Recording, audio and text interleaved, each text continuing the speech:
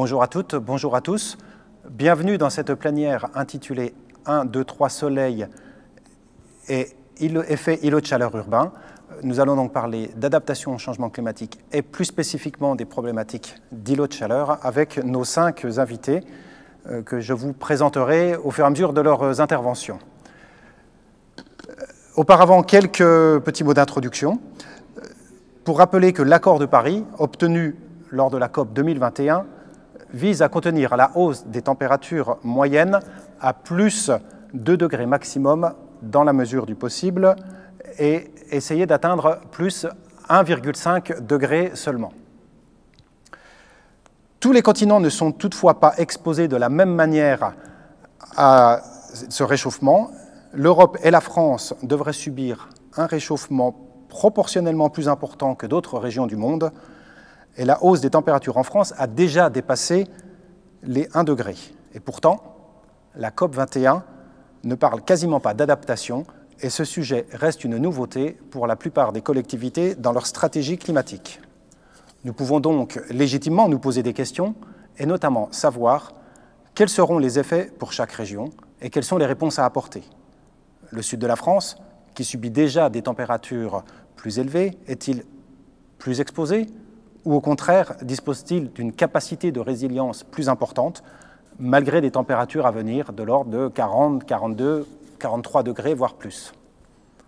Et si l'on parle de réchauffement global, si l'on a en tête d'abord cette hausse des températures, les conséquences du dérèglement climatique seront profondes et variées, avec effectivement des températures plus élevées, des canicules, la fonte des glaciers, la hausse du niveau de la mer, mais aussi des impacts sur l'ensemble des caractéristiques climatiques, avec des événements extrêmes ou violents plus importants, plus nombreux, plus fréquents, des impacts sur les milieux naturels, la forêt, la sécheresse des sols, la ressource en eau, la biodiversité, et des conséquences sur toutes les activités humaines, de l'agriculture à la santé, de l'urbanisme à la production énergétique ou au tourisme. Philippe Rossello, chercheur consultant à l'Institut Géographère et membre du groupe d'experts sur le climat en Provence-Alpes-Côte d'Azur, pourra faire un zoom sur ces questions et les outils à disposition des collectivités, notamment sur la question de l'effet îlot de chaleur urbain. Mais n'oublions pas que c'est dès le milieu des années 1960 que Claude Lorius a découvert des bulles de whisky dans son whisky lors de ses recherches en glaciologie dans les terres australes et qu'il a eu l'intuition de mesurer le taux de CO2 dans les glaces anciennes. Cela fait donc longtemps que le phénomène est connu, qu'il est documenté, et le protocole de Kyoto a été voté en 1997, c'est-à-dire il y a près de 25 ans. C'est donc du climat que les enfants d'aujourd'hui connaîtront, dont nous parlons. Et il ne s'agit plus seulement de parler de nos petits-enfants ou des générations futures. Notre climat a changé, il est en train de changer, et Sébastien Maire, de l'association France Ville Durable, pourra nous dresser un portrait des défis qui nous attendent et qui attendent les collectivités sur la question de la résilience, un mot que l'on a beaucoup entendu depuis le printemps dernier. Enfin, si la prise de conscience s'est faite petit à petit, progressivement, pour comprendre que l'on doit s'adapter à ce climat qui change, certains territoires, certaines villes, certains professionnels ont commencé à développer des outils et des mesures d'adaptation. Ce sont donc les témoignages de Marie Chabrol, urbaniste, des agglomérations de Grenoble avec Gilles Namur sous l'angle de la nature en ville et de Poitiers avec Lisa Bellucco sous l'angle de l'urbanisme et des risques qui viendront illustrer ces exemples.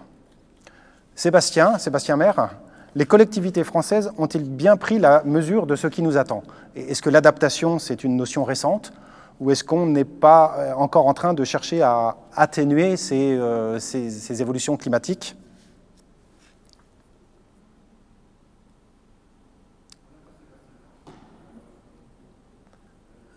Sébastien, on n'a pas de son.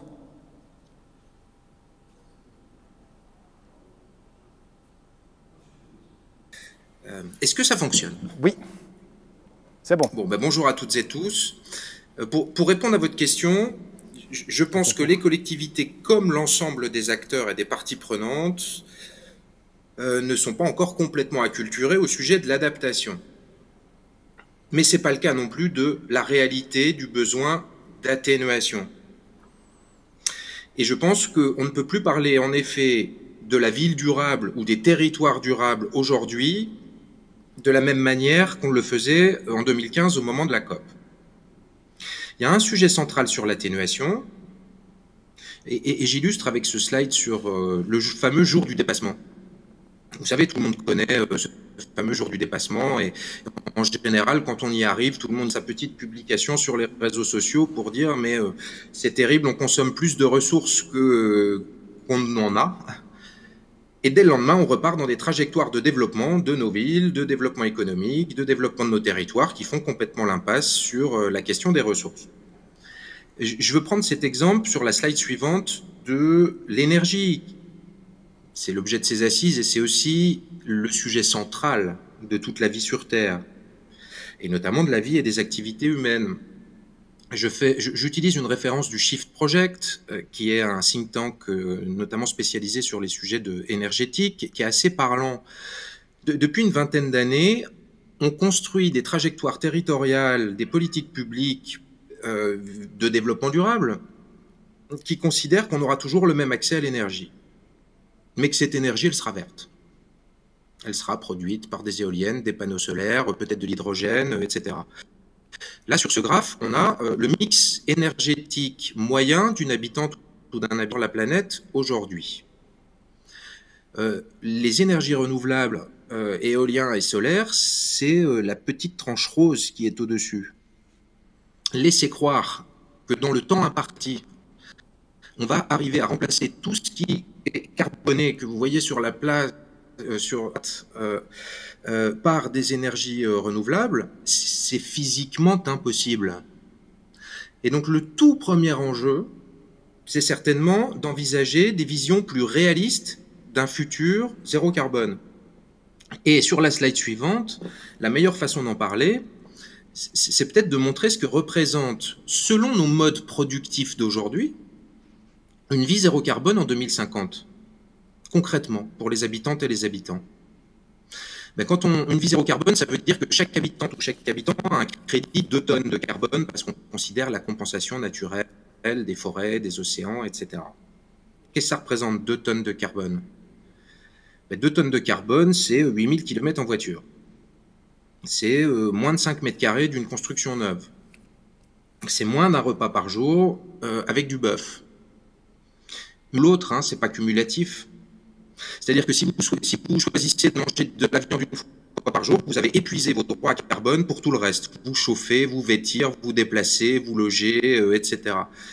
Si vous construisez, selon les modes productifs d'aujourd'hui, un bâtiment, ou un appartement ou une maison de 100 mètres carrés, en neuf, vous avez épuisé vos droits à carbone pour les 20 ans qui suivent et vous ne pouvez pas manger, vous chauffer, vous vêtir, etc., etc.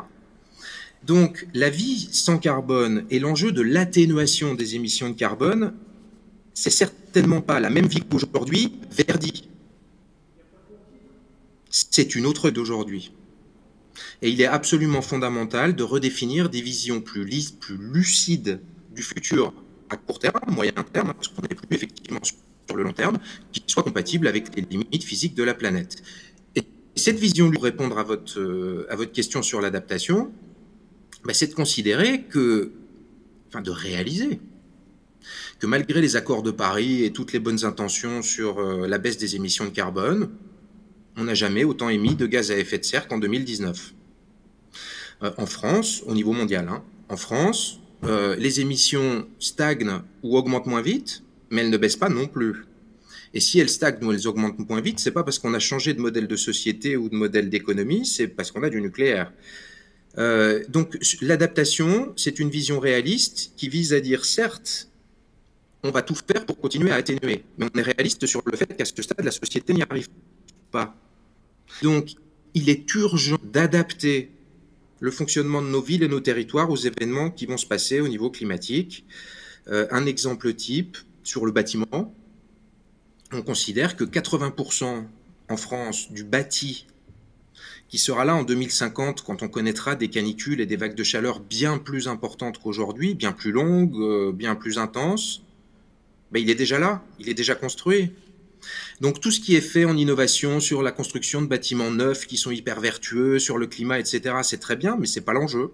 Mais est-ce que l'enjeu, c'est l'existant. Est-ce que les élus, les entreprises, l'ensemble des acteurs entendent ce message, ou est-ce qu'on est encore en train de chercher des solutions pour réduire ces émissions, ce qui est important? Alors, ou est-ce qu'on parle d'adaptation vraiment et on y va?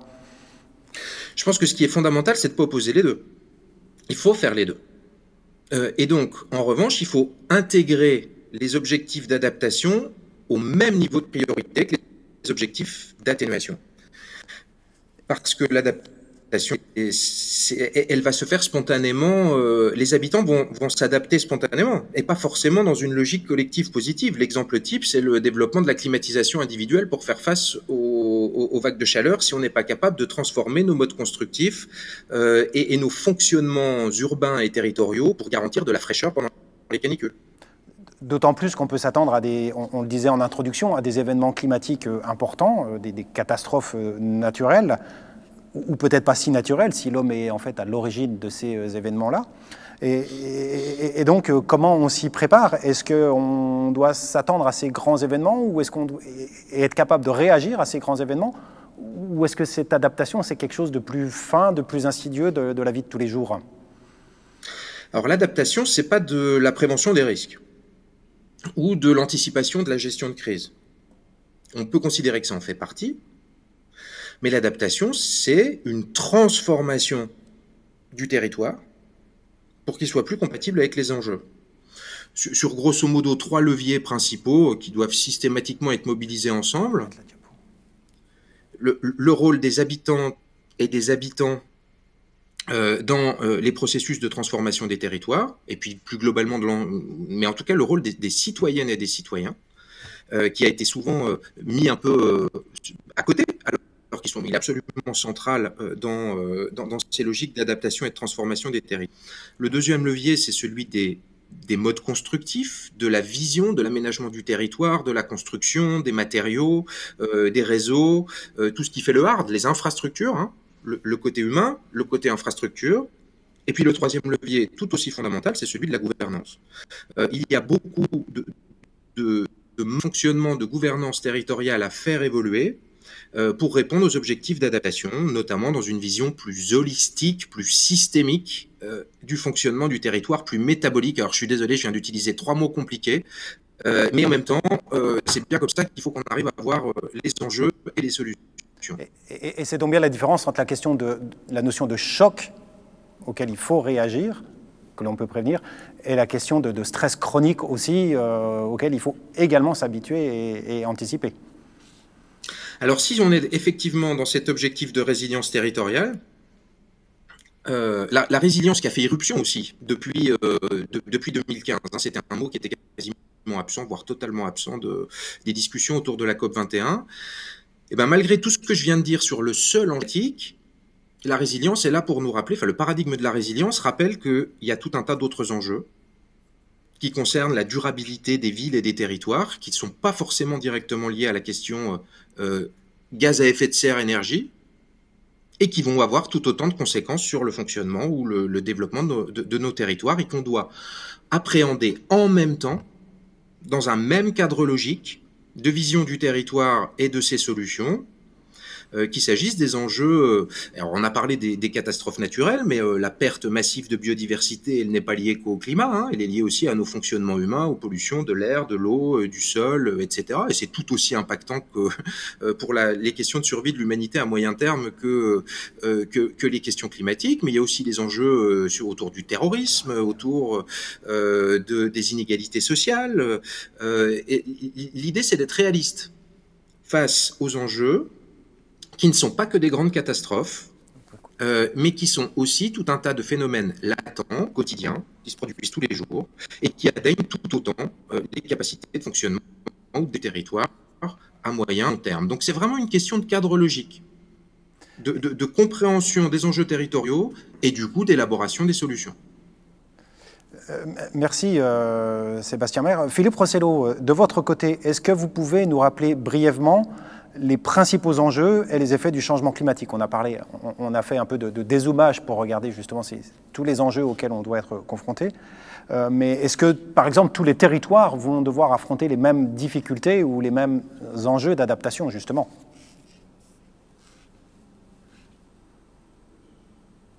Le son. Alors Philippe, on n'a pas de son en ce qui vous concerne non plus.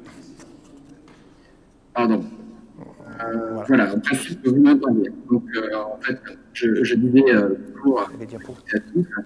Et je vais commencer par les effets du changement climatique avant de revenir aux principaux enjeux. Donc, on va mettre cette diapo numéro 1.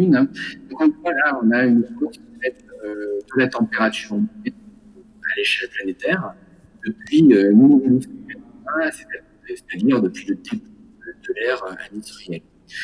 Vous voyez aujourd'hui 1,1 degré Celsius en moyenne à l'échelle planétaire.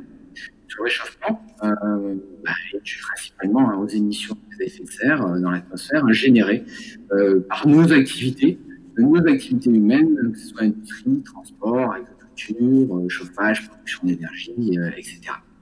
Et la combustion d'énergie fossile, que ce soit le charbon ou le pétrole, est fortement émettrice de gaz à effet de serre.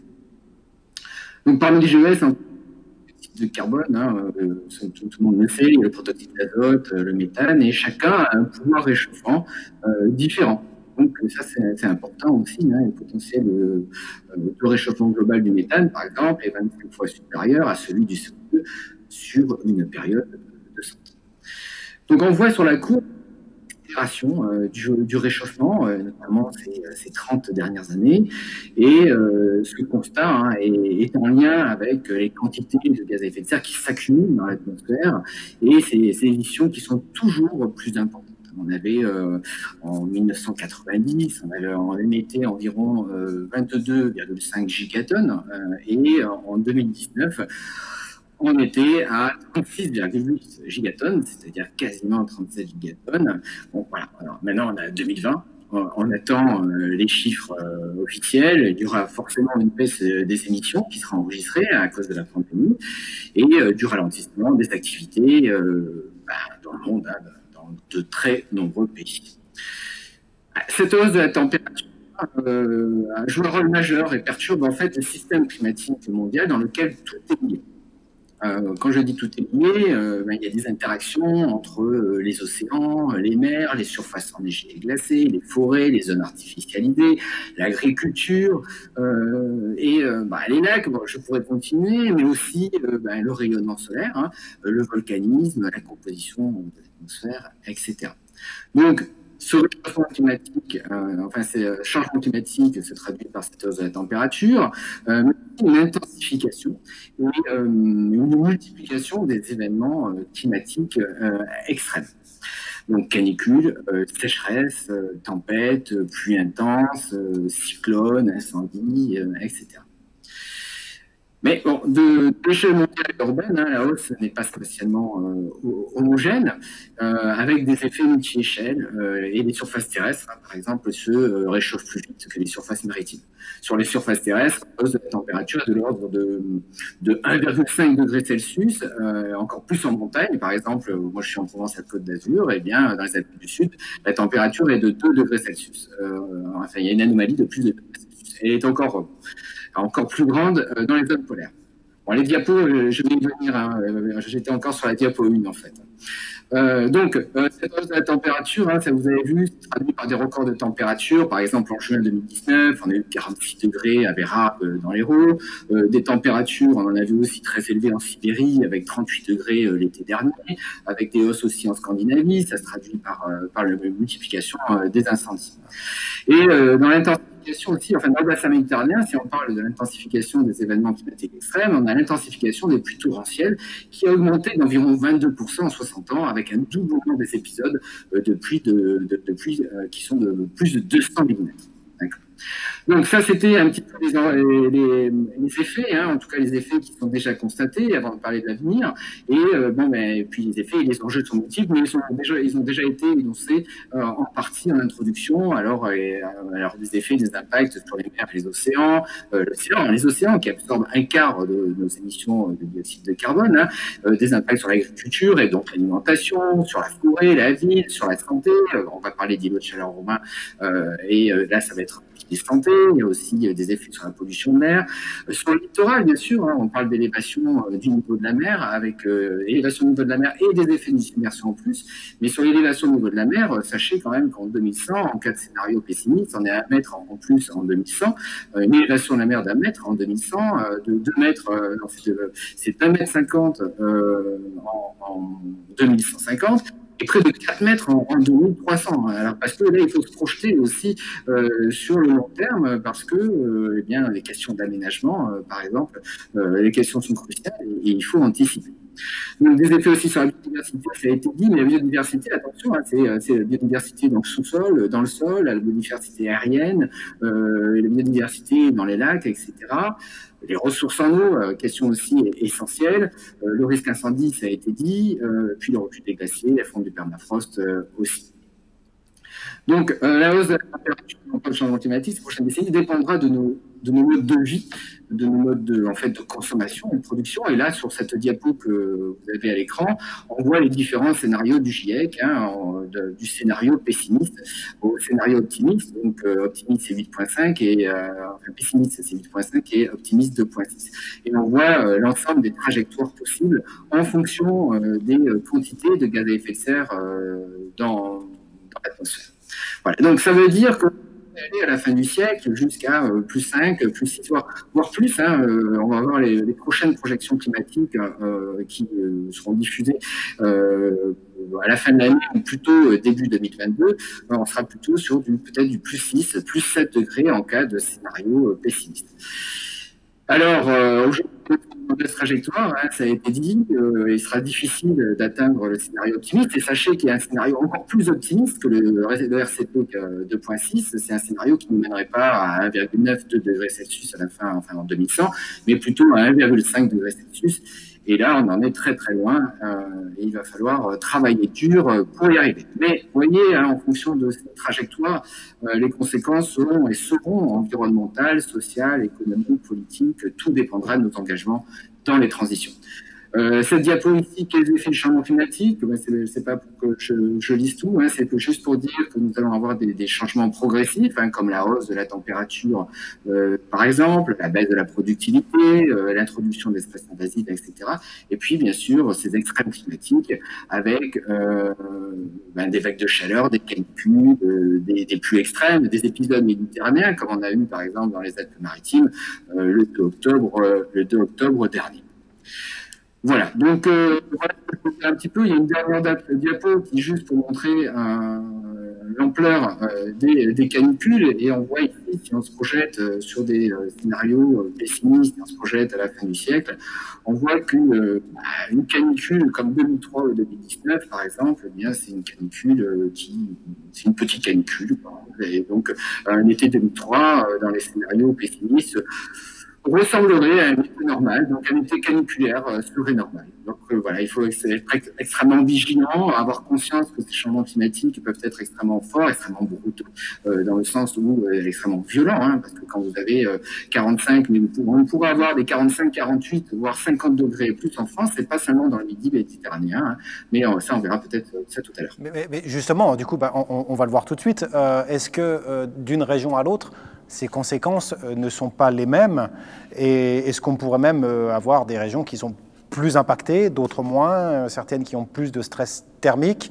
Est-ce qu'on peut caractériser les zones à plus fort impact? Alors, on peut caractériser parce qu'on a accès maintenant aux projections climatiques. Bon, ça fait déjà plusieurs années, hein, mais à la fois on a accès aux projections climatiques, des indicateurs climatiques, et on sait mieux les traiter. Mais en fait, la réponse est pas évidente. Bon, vous avez les villes qui bénéficient d'un climat continental ou situées dans les pays. On a eu l'exemple en juin 2019 pour des villes comme Vérard, je disais, mais bon, il y a Nîmes qui est bien connu, ou Carpentras, ces villes-là sont particulièrement exposées et vulnérables car les étés sont plus chauds que sur le littoral, par exemple. Il faut savoir aussi que le climat montagnard n'offre pas toujours des conditions très confortables. Hein. On l'a vu lors des canicules précédentes. Dans les vallées, par exemple, les températures peuvent atteindre des valeurs très élevées. En juin 2019, toujours cette fameuse canicule de juin 2019, la température a approché les 39 degrés Celsius en point à près de 900 mètres d'altitude.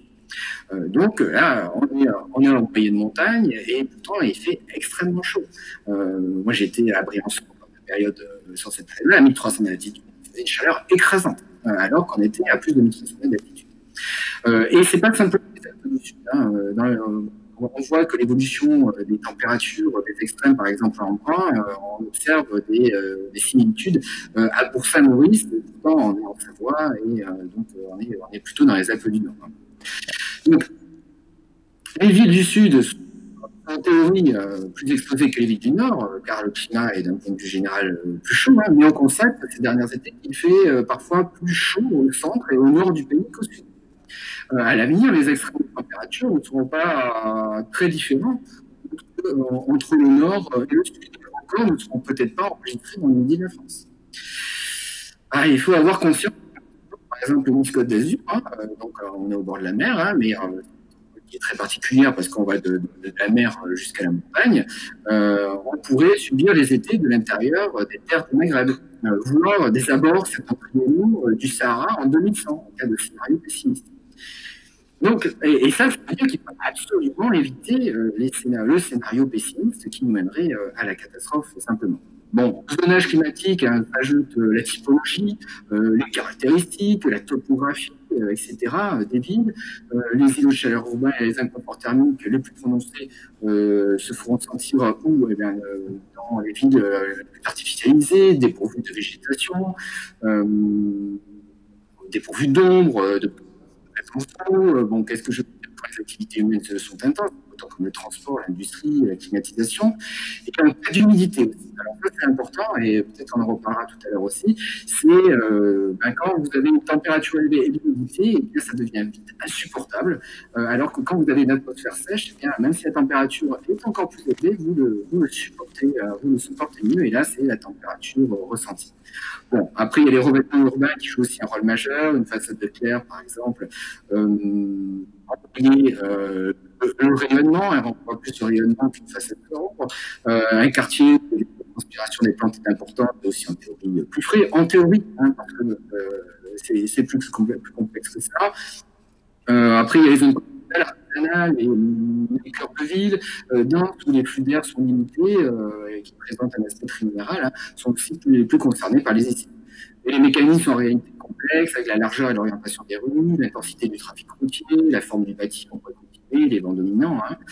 Et puis, il faut voir également, au-delà des caractéristiques physico-environnementales, la vulnérabilité des habitants est aussi très dépendante de leur résistance, hein, de leur habitude face à la chaleur, de la qualité de leur habitation, donc avec de la précarité énergétique, donc, et on en a déjà parlé, des inégalités sociales et des mesures de protection qui sont mises en place. Voilà un petit peu ce que je peux dire sur cette question. Vous avez abordé justement un certain nombre de sujets. Vous avez parlé des zones de montagne, vous avez pris l'exemple de Briançon. On a un élu d'une commune de montagne et justement qui a cet avantage aussi, ou cette position géographique d'être en montagne et en même temps dans les phénomènes qui subit les phénomènes de vallée que vous avez abordés, des phénomènes de trafic routier notamment, et Grenoble est assez représentatif finalement peut-être de ces caractéristiques que vous avez évoquées.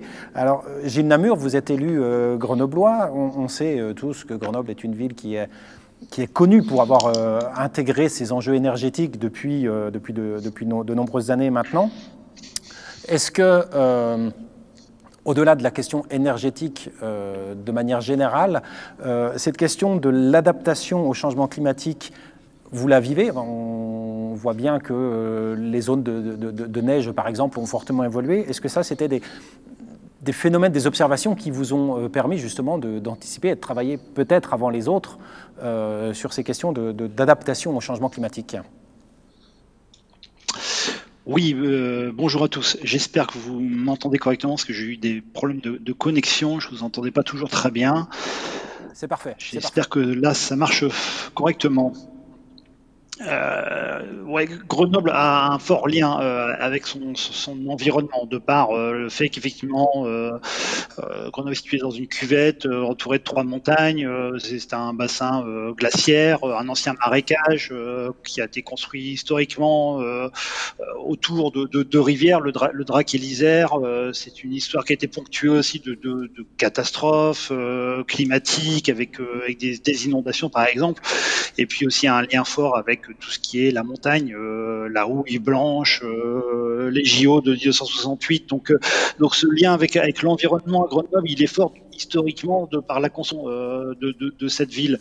Cependant, effectivement, depuis 30, 40 ans, il y a des phénomènes de pollution de l'air qui ont fait monter, on va dire, une sorte de conscience écolo, notamment par le fait que tout simplement, visiblement, quand on se promène dans les montagnes alentours, on voit un nuage de pollution visible, et puis aussi des accès qui sont compliqués à la ville entre les 3 montagnes, donc problèmes de bouchons, d'accessibilité, qui ont fait effectivement grandir une certaine conscience. C'est aussi une ville qui est engagée sur des luttes écolo. On a un historique aussi autour de l'eau, particulier à Grenoble. Pas sans savoir qu'on a eu un maire un peu particulier qui a été condamné pour justement cette problématique de l'eau. Donc du coup, c'est un lien qui est fort pour nous. Cette conscience, elle a grossi, elle a grandi effectivement depuis 2014 et l'arrivée de la nouvelle équipe de Éric Piolle. Et puis avec dans la foulée de la COP 21, ça c'est un enjeu qui nous parlait donc plus particulièrement à Grenoble parce que comme on le dit souvent dans nos villes, dans les vallées alpines, ce réchauffement climatique s'observe 2 fois, il va 2 fois plus vite. On l'observe, on le voit avec la neige par exemple qui réduit d'année en année. Avoir de la neige à Grenoble, on en a eu un peu hier, elle a déjà disparu. C'est de plus en plus rare alors qu'à Grenoble, il y a quelques années de ça, c'était assez courant. Grenoble, c'est une sentinelle, effectivement, du climat. Est-ce que justement, ces constats qui montrent que finalement, il y a peut-être plus qu'ailleurs, ou en tout cas, pour des raisons différentes d'ailleurs, on peut constater ces éléments. Est-ce que ça vous a conduit, en termes d'action publique, à prévoir, je pense par exemple dans les écoquartiers, puisque là aussi Grenoble était une ville pilote sur ces questions, la caserne de Bonne était un des premiers écoquartiers de France. Est-ce que ça vous a amené à penser aussi ce quartier-là en termes de changement climatique, ou est-ce qu'il a fallu attendre encore plus récemment des opérations plus tardives ou plus proches de nous aujourd'hui sur le centre-ville ou sur seulement ce qui se fait aujourd'hui finalement pour intégrer ces questions de climat dans l'aménagement de la ville? Oui, il y a un changement, effectivement, allez, depuis 3-4 ans quand même, mais sur la manière d'aborder ce sujet. C'est vrai que jusqu'à présent, on était très orienté sur réduire nos impacts sur la pollution, sur voir comment on peut impacter sur le changement climatique, essayer de réduire la nocivité de nos actions. Maintenant, depuis 3-4 ans, et plus particulièrement à partir de maintenant, on va dire, on est aussi surtout en train de travailler à comment on va s'adapter à ce changement qui est déjà une réalité. On parlait de 3 jours de canicule en moyenne à Grenoble par an. Maintenant, on en est déjà une dizaine depuis 2-3 ans et on envisage ici 2050 d'en avoir 43. Enfin, d'après les scientifiques, on aurait 43 jours en moyenne de canicule par an. Donc canicule, chaleur extrême en journée et puis surtout chaleur qui ne réduit pas la nuit, qui fait que les corps se fatiguent, qu'il y avait cette culture autour de l'énergie, la baisse des consommations, les déplacements, tramway, vélo, les efforts qui ont été réalisés sur l'éclairage public pour réduire les consommations, sur l'optimisation, le renouvellement de la flotte de véhicules, par exemple, qui est en cours et sur lequel on continue de travailler, qui est important pour nous, mais aujourd'hui aussi il y a un travail qui est fait sur l'aménagement de l'espace public. Alors c'est pas pour rien que je suis donc en charge de l'espace public et tout ce qui est nature en ville et tout ce qui est biodiversité. On a rejeté la thématique fraîcheur à ma délégation parce que l'idée c'était de comment on va, et avec notamment donc du coup sur ces on les analyse, qu'est-ce qu'on fait de ces analyses-là, comment on transforme la ville par rapport à ce constat qui est fait avec la végétalisation, par exemple, beaucoup, surtout avec la désimperméabilisation des sols qui nous paraît quand même vraiment essentiel. Végétaliser, ce n'est pas mettre dans des pots, mais c'est vraiment c'est désimperméabiliser les sols et puis l'accès à l'eau qui est essentiel pour nous, ce besoin de pouvoir se rafraîchir, accéder à l'eau, toucher l'eau, pouvoir boire de l'eau.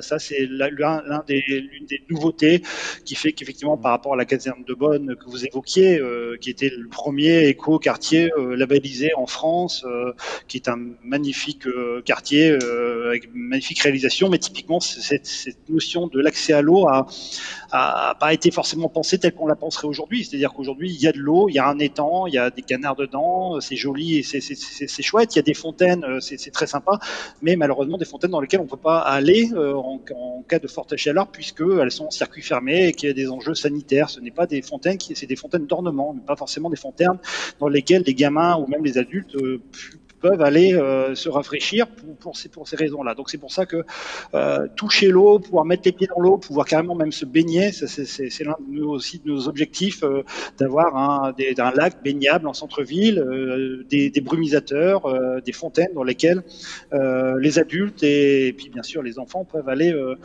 jouer pendant ces périodes de canicule, et pas seulement de canicule. De toute façon, à Grenoble, l'été, il fait chaud, qu'on dépasse les températures jugées caniculaires ou pas. Merci. On voit donc finalement il y avait déjà une envie de faire des choses avec de la végétalisation, vous l'avez parlé, la place de l'eau, et que c'était peut-être pas pour ces raisons-là, plutôt pour des raisons, vous l'avez dit, paysagères, ornement, qualité de vie, peut-être de biodiversité aussi, qui faisait partie de vos approches, mais que ce besoin, peut-être que vous le pressentiez sans vraiment le formaliser sous l'angle du changement climatique. Pour partir sur une autre ville avec d'autres caractéristiques climatiques, Lisa Bellucco à Poitiers, vous n'avez pas le même climat qu'à Grenoble, vous n'avez peut-être pas ce phénomène de cuvette, on est plutôt dans les plaines du Poitou. Est-ce que vous ressentez aussi ces événements climatiques extrêmes? Est-ce que la ville de Poitiers, pour parler de la ville-centre dans un premier temps, vit des choses spécifiques aussi par rapport à avant? Alors, ce qui est intéressant à Poitiers, c'est qu'on a vraiment plusieurs effets du changement climatique déjà qui sont très perceptibles, puisque effectivement on est dans une plaine, mais Poitiers est quand même sur un plateau entre deux vallées. Donc autour du centre-ville, on a des falaises et par exemple les éboulements ont beaucoup augmenté ces dernières années. On a aussi des sujets de retrait-gonflement d'argile qui s'accentuent notamment avec les sécheresses qui se prolongent et notamment avec la sécheresse de 2019. On a aussi des effets de ruissellement dans la ville et puis des inondations. Donc tout ça, ça rend le changement climatique vraiment déjà très perceptible pour les habitants, pour les Poitevins. Et surtout, on parlait d'îlots de chaleur. C'est vrai qu'on s'attend pas à Poitiers est une ville de taille modeste, donc on s'attend pas forcément à percevoir un effet d'îlot de chaleur dans une ville de cette taille. Mais il faut bien voir qu'on est une ville du Moyen-Âge qui est très minérale. Et en plein centre-ville, on a vraiment des températures très très élevées en été. On a par exemple la place devant l'hôtel de ville qui est magnifique, hein, mais qui est complètement minérale et qui peut dépasser allègrement les 40-45 degrés en plein été. Et en plus, comme c'est une plage blanche, alors c'est sympa. Il y a peut-être un peu moins de stockage de chaleur vu que c'est blanc, mais on n'y voit rien, en fait. Donc il y a ça aussi, il y a l'éblouissement sur toutes les places qui ont été refaites en blanc. Et puis nos prédécesseurs ont encore accentué la minéralisation de la ville. Toutes les places qui ont été refaites de manière complètement minérale, avec des petits espaces végétaux très très circonscrits, avec des arbres très très jeunes, donc qui proposent pas d'ombre, pas de fraîcheur et qui ont du mal à subsister. Et à titre d'exemple, l'été 2019, pendant la sécheresse, on a un arbre mature, pour le coup, en plein centre-ville, qui est tombé. Et on n'a aucune explication pour ça. On pense qu'il n'avait plus du tout d'accès à l'eau. Donc on voit bien, et c'est ce type d'événement qui permet à tous de percevoir qu'il y a vraiment un problème, qu'il y a vraiment un vrai changement climatique, quoi. Par exemple, il y a 2 jours dans la presse, on a eu un article qui est sorti dans la presse locale, un article qui est sorti sur l'année 2020 qui nous montre les données météorologiques locales. Et on a une moyenne de température qui est plus élevée de 2 degrés par rapport au normal sur l'année 2020. Et ce qui est aussi intéressant à voir sur l'année 2020, c'est que la pluviométrie, elle baisse un peu, d'environ 10%, mais surtout, elle se déplace. Il pleut quasiment plus l'été. En juillet 2020, on n'a eu même pas 2 mm de pluie. Par contre, il pleut beaucoup en mars, en décembre.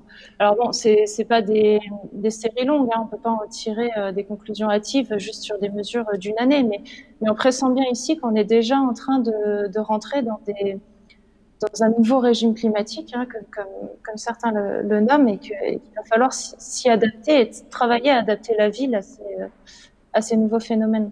Et alors, contrairement à Grenoble, où on a eu aux dernières élections la reconduction d'une équipe sortante qui était réélue, vous êtes plutôt dans le cas d'une nouvelle équipe qui s'est installée. Cette question du climat, de l'adaptation, vous en aviez fait un de vos thèmes de campagne, mais j'ai envie de dire, comme beaucoup d'équipes, enfin, ou de potentiels, en tout cas, de potentielles équipes qui voulaient effectivement ou garder ou arriver à la tête des mairies. Et comment vous appréhendez ça avec justement votre regard peut-être nouveau, ou en tout cas pas avec ce même historique, comment vous appréhendez ces questions-là pour travailler avec ou la population ou avec les autres communes, parce qu'on parle beaucoup des villes-centres, mais finalement les communes, je dirais, périphériques, sans que ce soit péjoratif, mais qui sont autour de cette ville-centre et qui sont elles aussi concernées. Donc comment est-ce que vous arrivez à travailler sur ces sujets-là ? Pour nous, ce qui est vraiment primordial et qui est la base de tout notre travail dans tous les domaines, c'est de faire du collectif. C'est vraiment très important pour nous d'appliquer tous les acteurs du territoire, et ça l'est encore plus sur un sujet comme l'adaptation au changement climatique. Donc, on est vraiment dans des démarches d'inclusion de tous les acteurs, et ça commence par nous, en fait. Ça commence par les élus. Donc, on a lancé des programmes de formation de tous les élus, qui sont proposés aussi bien aux élus de la ville-centre qu'aux élus de l'agglomération, de la communauté urbaine de Grand Poitiers. Ce qui est intéressant, c'est qu'on a une administration mutualisée entre Poitiers et Grand Poitiers. Donc ça nous permet de proposer plus facilement un programme de formation élargie. On travaille sur l'acculturation, déjà sur l'information des élus, avant même de parler de formation, puisque ce qui est important, c'est de faire du collectif et c'est de travailler en transversalité. Et pour travailler en transversalité entre nous tous, il faut qu'on ait tous la même information de départ, il faut qu'on ait tous en tête ce qui se passe et ce vers quoi on veut aller.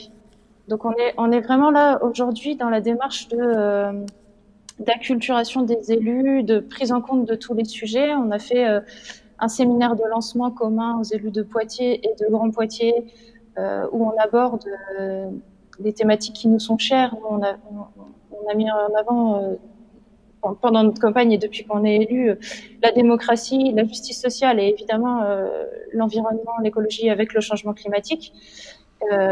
Et ce qui est aussi important pour nous, c'est de faire intervenir des personnes qui ont la connaissance locale.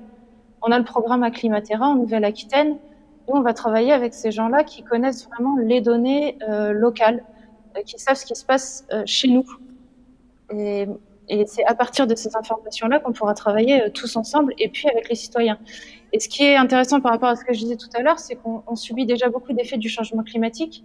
Donc ça va être assez facile, et c'est pas pour rien qu'on a été élu. D'ailleurs, je pense que c'est parce qu'on ressent ces effets, les habitants, ils se rendent déjà bien compte au quotidien qu'il se passe des choses.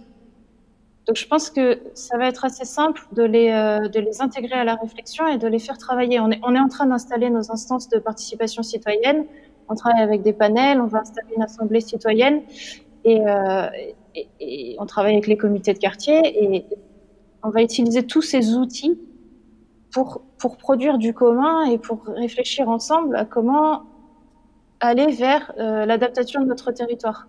Parce que comme le rappelait Sébastien Maire tout à l'heure, ça va pas être juste des petits ajustements en fait. Hein. On va devoir travailler sur les modes de vie, on va devoir travailler sur l'aménagement du territoire au sens large. Donc il faut que tout le monde soit dans le même wagon, que tout le monde prenne le train et qu'on avance ensemble. Parce qu'il faut vraiment pas décrocher les habitants du territoire qui sont les premiers acteurs et les premières victimes aussi. Alors ça, c'est vrai que c'est une question qui a été abordée dans d'autres plénières, plutôt dans ces assises. Est-ce qu'on est encore sur de la transition écologique ou est-ce qu'on est vers une réorientation, ce qui, effectivement, sémantiquement montre d'autres phénomènes? On a commencé d'aborder quelques solutions techniques. Vous avez parlé, pour certains, de la place de l'eau, de la végétation, voilà, des arbres qui meurent. Avant d'aller avec Marie Chabrol, avant d'aller chercher déjà des exemples de solutions, de choses mises en place et que les élus pourront aussi illustrer sur les réalisations dans leur commune. Philippe Rossello, je voudrais qu'on revienne vers vous pour voir aussi un peu, peut-être pour mieux comprendre déjà, parce que pour chercher une solution, il faut comprendre quelles sont les causes d'un problème. Et on parlait de la place de Poitiers. En exemple, bien sûr, on parlait de cette place sur laquelle on a des élévations de température très élevées. J'ai cru voir, vous me l'aviez dit, Lisa Bellucco, qu'il y avait eu des records de différence de température entre le jour et la nuit observés. Comment est-ce qu'on peut mesurer, comment on peut caractériser ce fameux effet îlot de chaleur urbain et donc cette suraugmentation de la température finalement dans les cœurs de ville?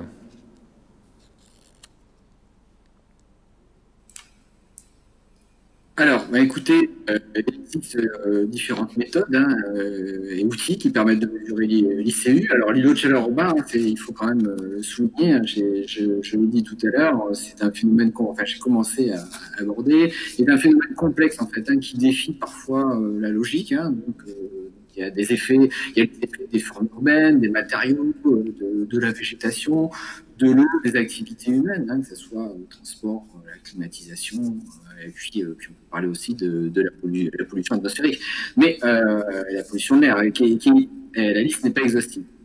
Et c'est là où tout à l'heure j'entendais parler, Lisa, sur des villes qui ne sont pas forcément de grandes villes où on constate des îlots de chaleur urbain, mais même sur les villes de taille modeste, on peut mesurer l'îlot de chaleur urbain, l'ICU, et avec des écarts de température qui, en fonction du type de temps, des écarts qui peuvent être importants, de 2, 3, 4 degrés, et puis dans les grandes villes, ça peut aller bien au-delà aussi.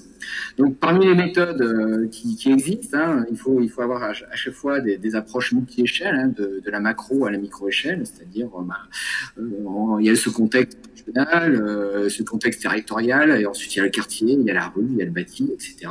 Mais parmi les méthodes, on peut citer la méthode LCZ, par exemple, qui est basée sur le concept de zone climatique locale. Avec cette méthode, l'objectif est de produire une série d'indicateurs basés partiellement ou exclusivement sur l'imagerie satellitaire pour caractériser l'accumulation de chaleur, mais aussi par opposition le rafraîchissement, en essayant de voir quelle est la circulation de l'air, l'évaporation ou l'évapotranspiration. Et l'idée, en tout cas, c'est de déterminer une classification des quartiers. Donc, il s'agit de construire et de cartographier de manière automatisée des zones climatiques locales en définissant les propriétés de la ville à partir de variables qu'on va qualifier de variables explicatives. Il y a aussi la méthode MAPUS, qui là, on est plutôt sur de la production de données urbaines et climatique, avec un diagnostic micro-climatique des territoires urbanisés, une proposition de levier juridique, d'intégration dans les outils de planification urbaine, mais aussi de données quantitatives liées au microclimat urbain, au climat en général et à l'énergie. On peut aussi citer bien sûr la télédétection avec la température de surface, avec la télédétection avec des résolutions qui s'affinent, les caméras thermiques. Avec les caméras thermiques, on peut aussi regarder quels sont les matériaux qui sont plus chauds que d'autres. Voilà, la thermographie, donc surface des sols, surface du bâti. Il y a aussi les mesures physiques, bien sûr. Alors, très important, hein, ce sont les capteurs météo, capteurs de température, d'humidité, de vent, qui, là, c'est vraiment la mesure réelle, d'accord. On n'est pas dans la modélisation, on n'est pas dans la classification. On enregistre quels sont les paramètres météorologiques par quartier, dans une rue, dans un parc, etc. Et il y a aussi, comme méthode, il y a les transects thermiques à vélo, en voiture ou à pied. Donc là, on met un transect, c'est-à-dire qu'on va d'un point A à B, on traverse la ville à travers ces différents paysages, ces différentes composantes, et on regarde un petit peu quelle est la température. Généralement, on le fait en fin de nuit, mais c'est un intérêt aussi en plein après-midi, par exemple, quand on a les températures les plus élevées. Donc, il y a des incertitudes en compte, hein, quand je vous parle de ces différentes méthodes, hein, c'est l'incertitude à la mesure, aux stimulations, à la sensibilité, dépendant du type de temps, de l'intensité de rayonnement, de l'écoulement de l'air, de la structure, de la structure et de l'environnement. Et il faut savoir aussi que l'interprétation des résultats est souvent difficile et délicate. Il y a des précautions d'usage, quel niveau d'inconfort en fonction de l'humidité, par exemple, j'en parlais tout à l'heure, avec une approche sensible, quelle vulnérabilité du territoire et des habitants, bon, etc. Mais comme ça a été dit juste précédemment par Lisa, il y a aussi c'est une démarche transversale et interdisciplinaire qui est nécessaire pour tirer des conclusions. Enfin, eh bien, il y a un dernier point peut-être qui est important, hein, c'est une finesse des résultats qui est en question. Hein, donc c'est une question de communication. On a tendance à affiner les résultats, à affiner la résolution spatiale des cartes, par exemple. Mais quand on présente les cartes aux élus, aux gestionnaires, eh bien ils l'appréhendent mal. Et en fait, cette finesse des résultats, ils l'appréhendent plutôt mal. Et on est obligé parfois de dégrader nos propres résultats pour simplifier l'information et qu'elle soit comprise par le plus grand nombre. Donc là, il y a peut-être aussi des questions de formation, de sensibilisation des décideurs, des élus, des gestionnaires des territoires, par exemple, mais des gestionnaires de collectivités, hein, par exemple, mais c'est surtout les élus là où cette question se pose. Alors, justement, on voit qu'il y a des outils qui existent, qui permettent d'anticiper, de modéliser, de prédire à l'avance finalement est-ce qu'on risque d'avoir cet effet de chaleur et ces surexpositions à la chaleur. On a des outils qui permettent aujourd'hui de mesurer, donc de constater effectivement que des endroits sont plus chauds et j'imagine de comprendre pourquoi est-ce qu'à ces endroits de la ville on a ces températures plus élevées, voire anormalement élevées. J'ai bien entendu que vous dites qu'à un moment donné, il faut faire de la pédagogie, il faut faire comprendre ce qui était observé, ce qui était mesuré.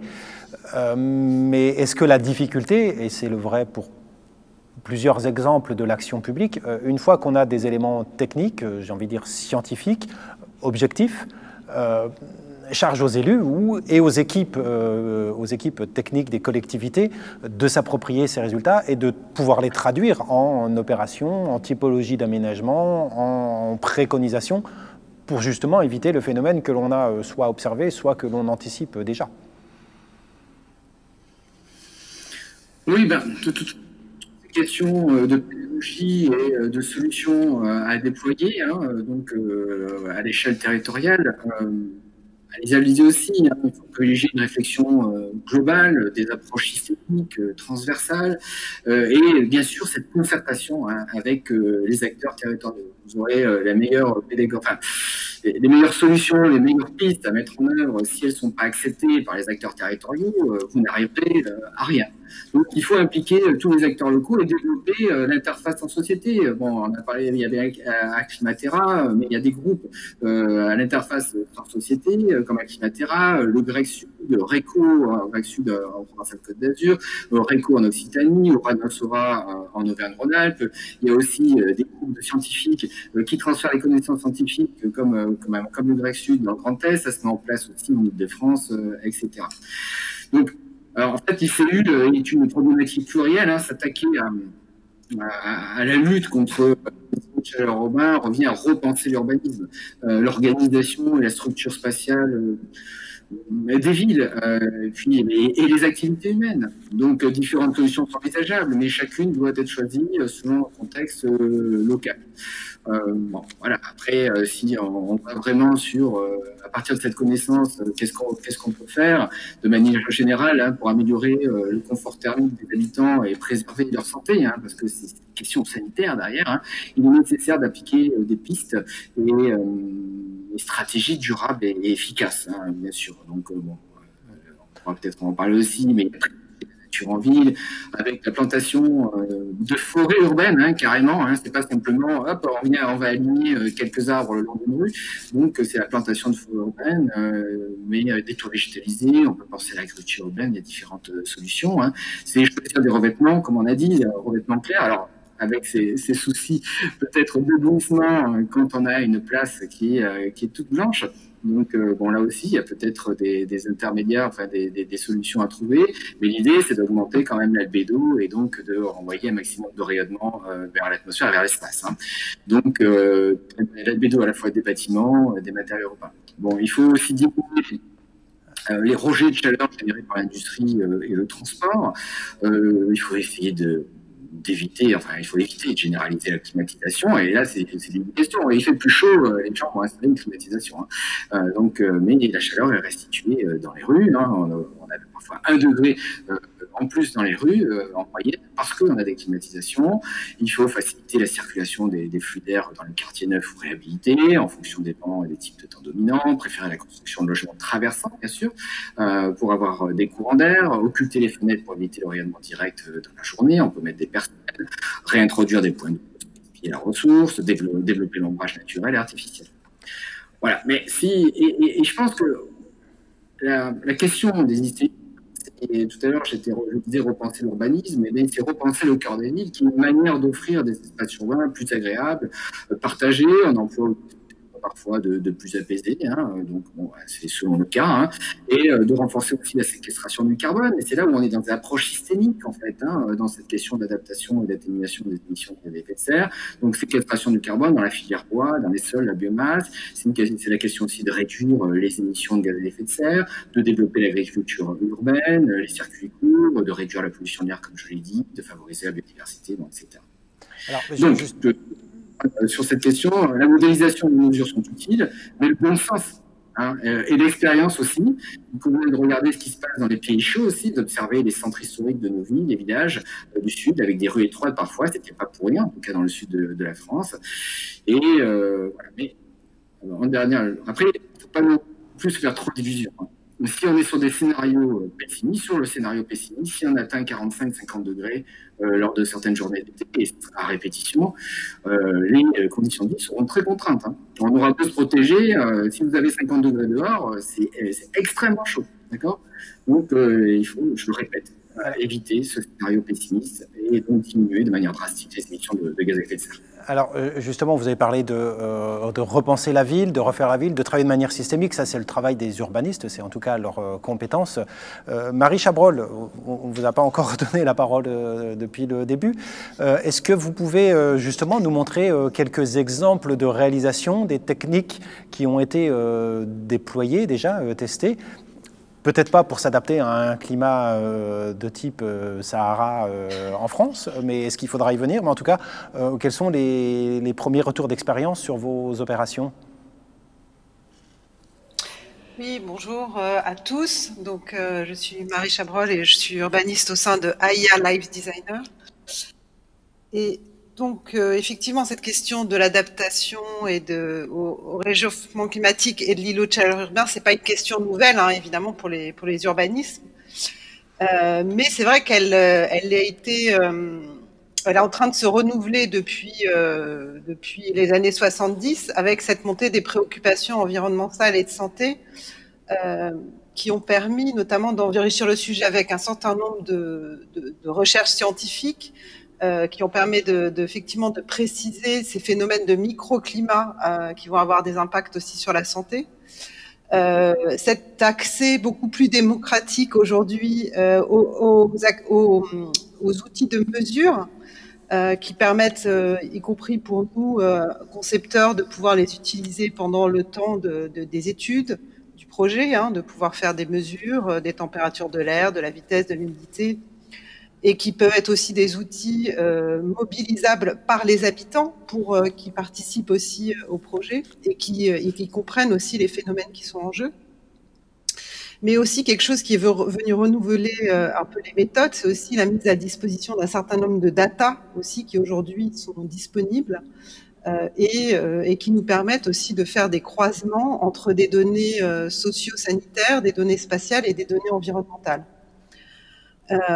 Et enfin, évidemment, Monsieur Rossello en a parlé juste avant, la question des outils de modélisation qui sont de plus en plus puissants et qui sont effectivement des outils d'aide à la conception et qui constituent aussi des outils intéressants de suivi et d'évaluation pour des retours d'expérience sur des opérations réalisées.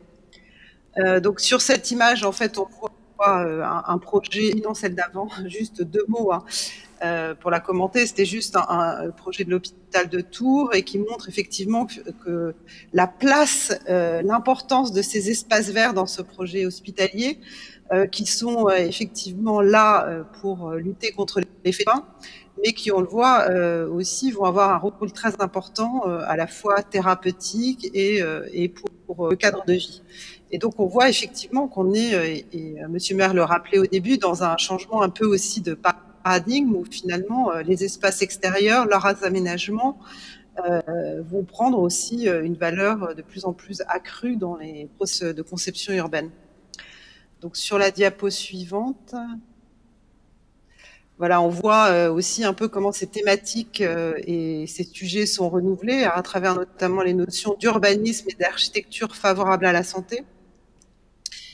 Voilà, que nous développons au sein de AIA Life Designer et qui s'appuie, donc comme je disais, sur aussi un socle de recherche scientifique développé à la Fondation AIA.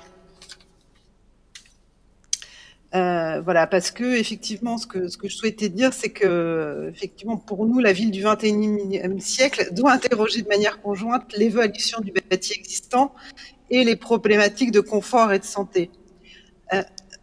C'est-à-dire que ces problématiques de confort et de santé, elles se caractérisent évidemment par la question de la surchauffe urbaine, mais aussi par cette question d'exposition accrue au bruit, d'accès à une bonne qualité de l'air, de la présence de la nature, mais aussi des possibilités d'interaction sociale, et que tous ces sujets-là, ils sont aujourd'hui cruciaux pour les habitants, et pour que les habitants continuent à habiter en ville, à être motivés pour habiter en ville, et c'est vraiment un vrai sujet important que nous essayons effectivement d'approcher dans nos travaux. C'est effectivement quelque chose qu'on a vu avec le confinement pour d'autres raisons, mais des personnes qui habitaient en ville et qui n'avaient pas l'accès à ces espaces extérieurs, cette végétation, recherchent aujourd'hui au moins une terrasse, un jardin, voire plutôt un pavillon qu'un appartement. Alors, phénomène qu'on connaissait déjà avant, mais qui a été exacerbé.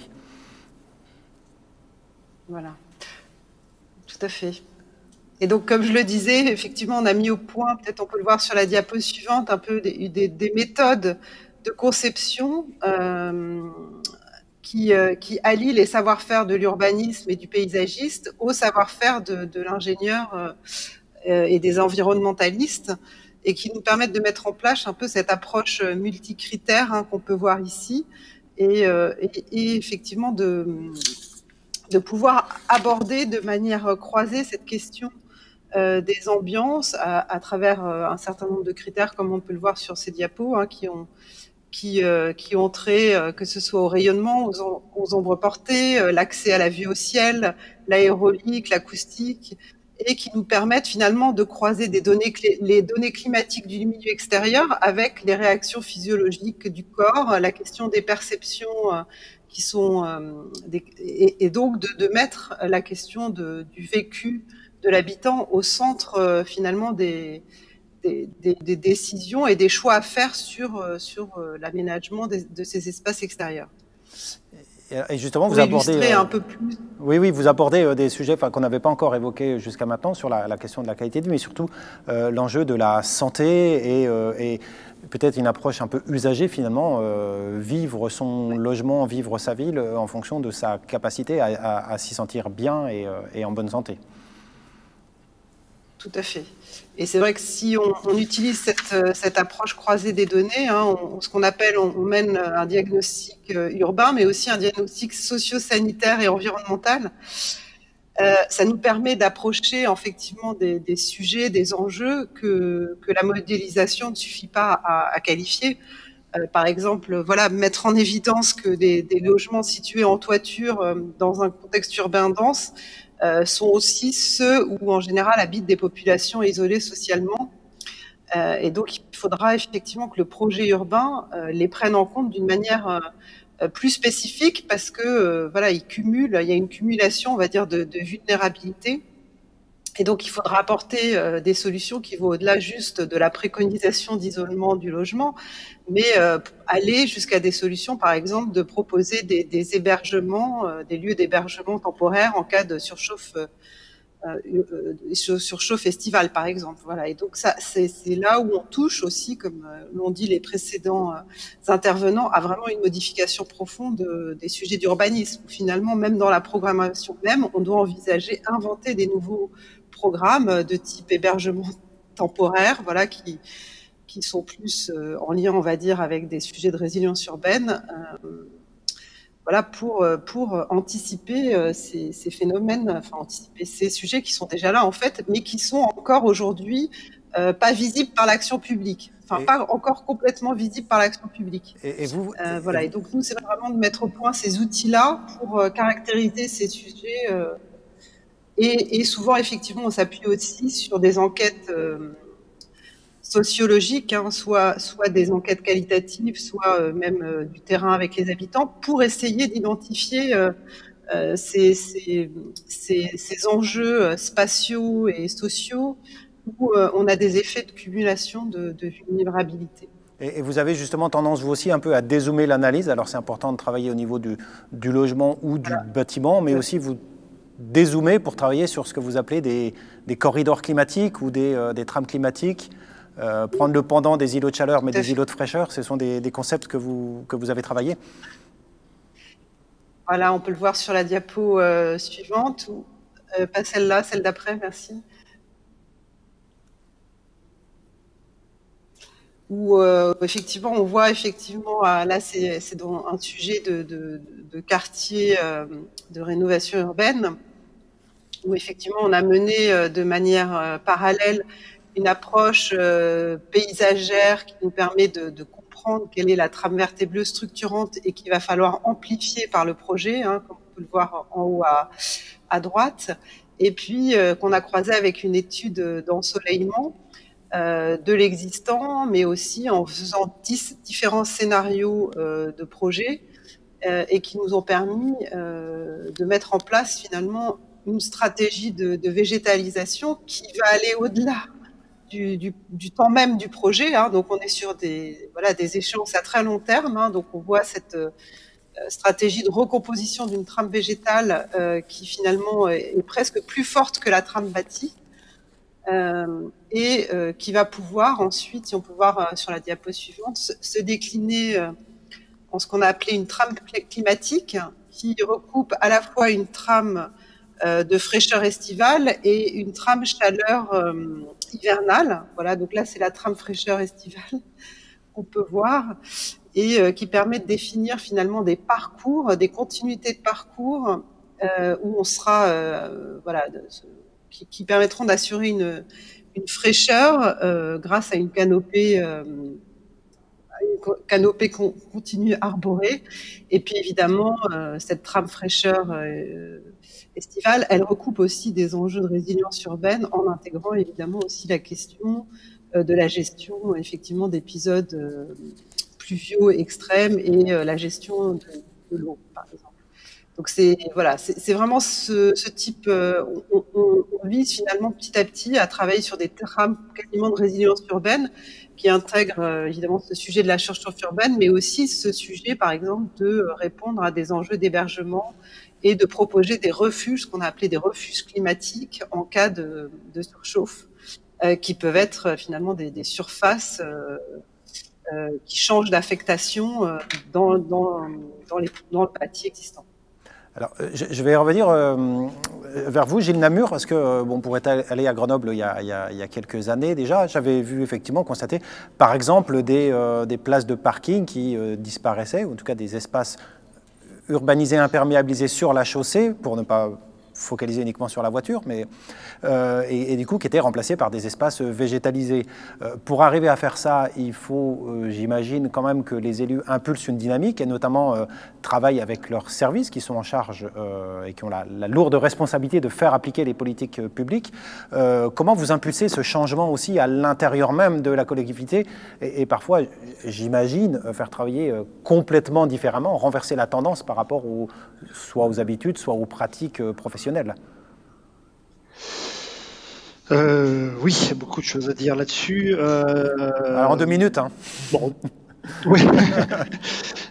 Non, je voulais juste je voulais rebondir rapidement là sur ce qui vient d'être dit parce que ça correspond complètement à ce qu'on essaye de faire, croiser un petit peu les différentes délégations parce que effectivement l'urbanisme, la santé et je reviens dans votre question juste après, mais c'est en lien à tout ça, c'est que les délégations aujourd'hui urbanisme et santé par exemple, c'est la même délégation, on a un adjoint qui est en charge de urbanisme et santé parce que ça nous paraissait important aujourd'hui de réfléchir la ville et sous la thématique de la santé, parce que la santé environnementale aujourd'hui est au cœur vraiment des enjeux de la ville d'aujourd'hui et surtout de la ville de demain. Donc du coup les espaces publics, moi je travaille vraiment en lien avec cet adjoint en charge de l'urbanisme et la santé. On essaye aussi de travailler beaucoup avec notre adjointe au sport parce que effectivement on pense qu'il faut favoriser au maximum les mobilités dynamiques, le sport en ville, permettre aux gens de se déplacer. Tout ça, tout est vraiment lié et du coup aujourd'hui c'est vraiment cette thématique de santé est hyper importante et elle est hyper importante dans la manière dont on fabrique la ville. Pour transformer la ville, effectivement, il y a besoin aussi que les gens l'acceptent. Pour ça, on a besoin d'une volonté politique, de services qui mettent en œuvre cette volonté politique, mais aussi de pouvoir un peu objectiver tout ce qu'on fait, et c'est pour cela qu'on utilise les outils là qui viennent d'être décrits typiquement on a lancé une grande étude sur les îlots de chaleur urbains dans la ville de Grenoble. Cette étude, ces outils nous permettent d'avoir plusieurs éléments, des éléments cartographiques qui sont liés donc à la forme urbaine. Typiquement, on a parlé donc d'avoir des arguments comme le pourcentage de végétation, le pourcentage de surface imperméable, le pourcentage de bâtis, ce qu'on appelle le sky view factor, là, l'écartement entre les bâtiments qui est important. Et avec tout ça, on crée une note d'ICU potentiel, d'îlot de chaleur urbain potentiel.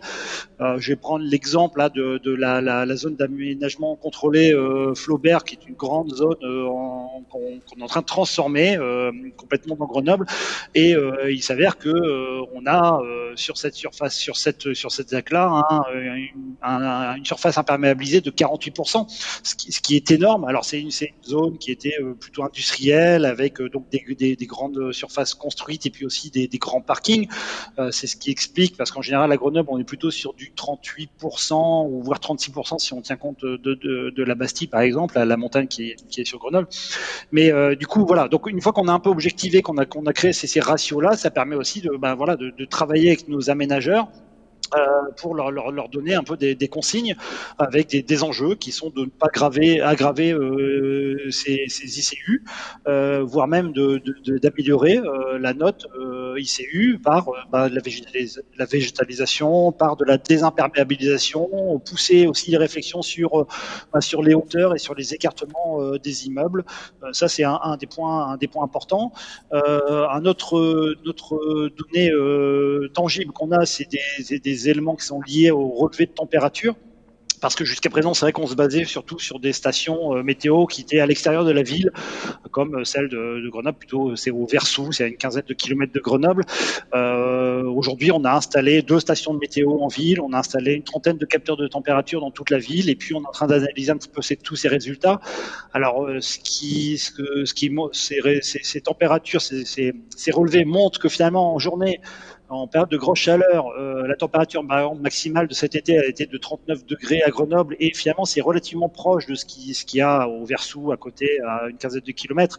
Mais par contre, c'est surtout la nuit. La nuit, on s'est aperçu que la température minimale, par exemple, ne descendait pas au-dessous de 24 degrés à 7 heures du matin, alors qu'au Versou, elle était 5 degrés de moins à 19 degrés. Et c'est là qu'on se rend compte que vraiment l'ICU, c'est surtout la problématique de la nuit, comment on va résoudre ces problématiques-là. Et du coup, c'est pour ça qu'on travaille à... Bon, c'est là qu'il faut utiliser un petit peu tous les outils qui ont été évoqués jusqu'à présent. C'est pour ça que c'est important de bien distinguer le confort thermique en journée du problème de chaleur nocturne. Sur ces deux problématiques, on a deux stratégies qui sont complémentaires, mais qui sont quand même différentes. En journée, la chaleur, on l'a vu, que ce soit au Versou, enfin à l'extérieur de Grenoble ou à Grenoble, finalement, en période de grosse chaleur, elle est là, elle est présente. Et du coup, ce dont les gens ont besoin, c'est de pouvoir se rafraîchir. Donc, c'est effectivement l'ombre des arbres, c'est effectivement pouvoir bénéficier de l'évapotranspiration des arbres, c'est pouvoir accéder à l'eau, se rafraîchir, se baigner. Ça, c'est important. Par contre, la nuit, c'est vraiment sur les formes urbaines qu'il faut agir pour pouvoir réduire la température, parce que la végétation ne suffira pas, ou alors il faut vraiment planter. On a parlé de mini-forêts urbaines, mais même ces mini-forêts urbaines dans les quartiers ne suffiront pas à rafraîchir les quartiers. Elles ont un effet important, très localisé, mais c'est pas ça qui va rafraîchir la température des immeubles avoisinants. Donc c'est plutôt vraiment un travail sur l'urbanisme, sur les formes urbaines, qui est important pour travailler sur cette chaleur nocturne. Donc c'est ces deux approches qui sont évidemment complémentaires, mais qui doivent être considérées. Concernant donc du coup l'acceptation de la transformation de la ville, premièrement, c'est effectivement un travail qui doit être fait effectivement avec les habitants. Et aujourd'hui, c'est vrai on a pour objectif, là, on va démarrer une convention citoyenne sur le climat. Le but, c'est d'impliquer un maximum de gens, d'associations, avoir notre mini GIEC local, des scientifiques qui vont nous conseiller, convention citoyenne qui devra faire des bilans des actions qui ont été mises en œuvre, et qui devra aussi orienter les priorités.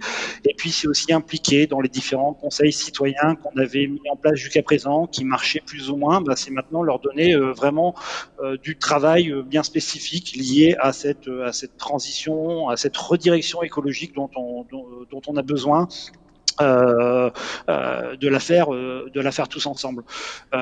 Cependant, ce que je disais un petit peu au début, c'est qu'il y a comme une conscience à Grenoble de ces enjeux-là. Les transformations de mobilité, par exemple, qui a fait de Grenoble l'année dernière la première ville de vélo en France, la capitale vélo en France, c'est aussi par le fait qu'il y a quand même des gens qui étaient demandeurs donc d'aménagement, demandeurs de pouvoir le faire. Et donc du coup, l'idée, c'est d'accompagner tout ça, et c'est de faciliter aussi ces besoins-là.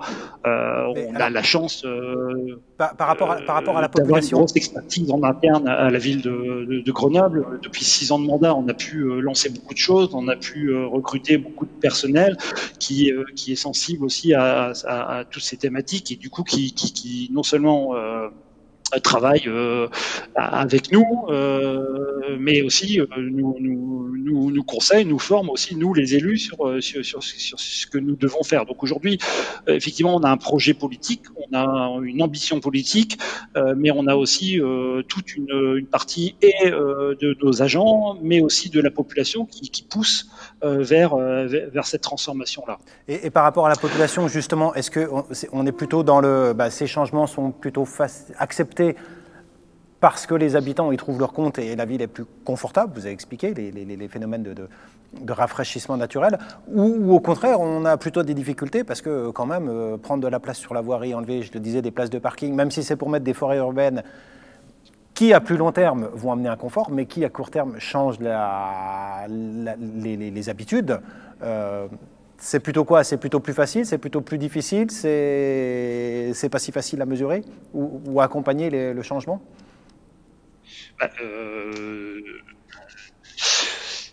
Non, c'est pas si facile. Effectivement, c'est des changements d'habitude. C'est une forte volonté politique affichée de transformation. On essaye de faire au maximum avec les gens. On essaye de faire beaucoup de pédagogie liée à ça.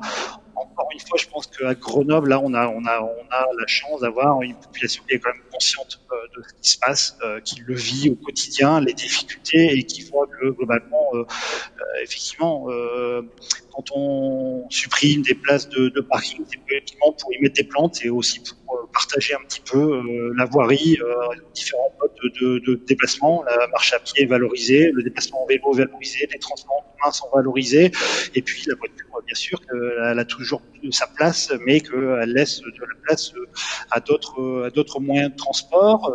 Il y a aussi une volonté quand même de redynamiser un centre-ville qui comme beaucoup de centres-villes de la plupart des grandes villes ou des villes en France subit les supermarchés, subit Internet et donc les commerces qui sont en difficulté. Donc comment on redynamise ces villes, et bien ça en modifiant un petit peu son aspect, en rendant les villes plus agréables et plus jolies et donc plus végétales et donc plus apaisées de la circulation motorisée. Donc ça va de pair et du coup ça tombe bien parce que du coup, ça nous permet aussi de travailler sur un changement des pratiques de mobilité et donc sur une réduction et de la pollution et de nos impacts sur le climat.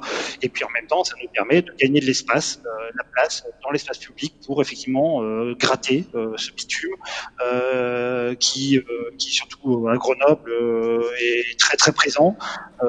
Garder l'eau, ne plus traiter l'eau comme un déchet qu'on renvoie dans les canalisations et qui part à la mer, mais vraiment la considérer comme une ressource qu'on veut garder, qu'on veut garder dans nos sols, qui va nous être rendu et par l'évapotranspiration des arbres, des plantes, et par tout simplement la fraîcheur cumulée des sols. Ça nous permet aussi effectivement de planter des arbres massivement. 5000 arbres ont été plantés sur le mandat précédent. C'est la première fois que Grenoble regagnait des arbres. Chaque année, Grenoble en perdait depuis toujours quasiment. Et puis continuer avec un objectif aller encore plus loin, planter encore plus massivement. Et ça, je pense que en termes d'acceptation, les gens demandent, les gens ne supportent pas. D'ailleurs, à chaque fois qu'un arbre est coupé, les gens le critiquent parce qu'ils voient un arbre coupé et ils voient des petits arbres qui sont replantés à la place et il y a une forme d'impatience à ce niveau-là. Donc c'est vrai que nous aussi on a du mal à aller assez vite par rapport à cette végétalisation que les gens veulent voir concrètement. Le besoin d'avoir des parcs, le besoin d'avoir plus de végétation, c'est important. D'autant plus qu'avec les grosses chaleurs, les gens vont se tourner de plus en plus vers ces espaces de fraîcheur. On l'a dit, ceux qui sont en appartement, ceux qui n'ont pas de jardin en bas de chez eux, vont se tourner vers les parcs. Et donc, il y a une plus grande fréquentation de ces lieux de fraîcheur, même une surfréquentation des différents parcs qu'on peut avoir à Grenoble ou autour de Grenoble. Donc, c'est pour ça qu'il est important d'en aménager encore plus, un peu partout, de donner possibilité aux gens de venir se poser. Alors, on a la chance à Grenoble d'avoir les montagnes autour de nous. Ça fait partie aussi de notre plan canicule de faciliter l'accès à la montagne aux gens par les transports en commun. Des lignes de transports en commun ont été ajoutées pendant le confinement et pour la canicule, pour permettre aux gens d'accéder plus facilement à des espaces fraîcheurs sans prendre leur voiture, ou pour tous ceux qui n'ont pas forcément de voiture pour se rendre dans les montagnes voisinantes. Donc ça, c'est aussi une chance qu'on a, mais c'est de valoriser aussi tous ces espaces fraîcheurs qu'on a. Et donc ça, c'est pareil, c'est de faire avec les gens, c'est proposer aux gens des alternatives, des solutions, des cartographies de la ville, des espaces fraîcheurs de la ville, d'ouvrir les musées, d'ouvrir... Je vous coupe, Gilles. Gilles Namur, je vous coupe un peu parce qu'il faut qu'on arrive à laisser aussi un peu de place. Là, on va arriver bientôt au terme. Sébastien Maire, pour revenir vers vous avec aussi le recul que votre association peut apporter, puisque travaillant avec beaucoup et de professionnels et de collectivités en France. Est-ce que, alors on a parlé d'un certain nombre de solutions, on est même allé sur des sujets très techniques parfois. Est-ce qu'on peut, par contre, mettre en garde ou identifier des choses qui peuvent apparaître comme des fausses bonnes solutions, qui peuvent amener vers trop de technicité et finalement, soit on sait plus l'approprier, soit on s'y perd, soit on fait des usines à gaz. Est-ce qu'il y a aussi des choses plus simples à mettre en place? Comment vous voyez les choses par rapport à ce qu'on peut observer en France ou dans le monde?